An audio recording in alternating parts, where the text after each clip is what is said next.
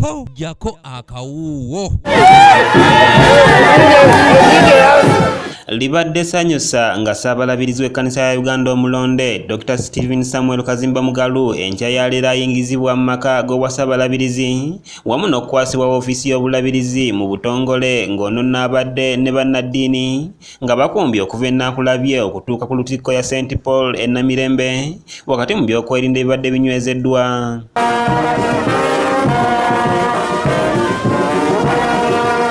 Bw'atuuse ku lutikko e Namirembe ayaniriziddwa omulabirizi w'e Namirembe ekitaffe mu Katonda Wilberforce Oluwalira era n'ayingizibwa mu lutikko wakati mu mizira.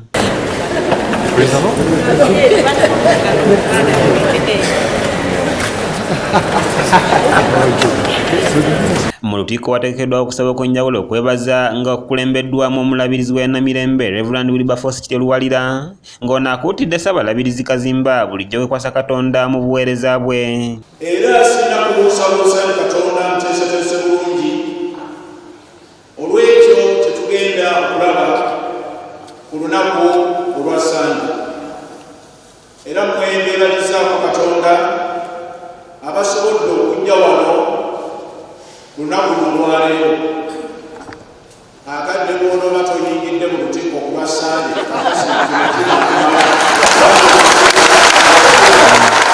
Ssaabalabirizi Luwalira asabye abantu okutambulira wamu okusobola okulaba nga batuuka ku buwanguzi obw'enjawulo.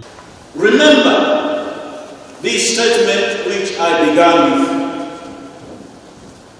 Some areas they say that it's a quotation by Billy Graham that the will of God will not take us to where the grace of God cannot sustain us. Jesus was led into the desert, and it is very, very clear from the text of the desert experience. Ono agenze mu maaso n'akubiriza abakkiriza okwefumiitiriza ku byonoono byabwe nga beeyambisa omwezi gw'okusiiba ogutandise olwaleero. The season that gives us an opportunity to reflect afresh on who we are and who God is to each one of us. The 40 days before Easter is a time to reorder our lives. Bano oluvudde mu kusaba bawerekeddwako ku woofiisi z'obulabirizi nazo ne zimukwasibwa.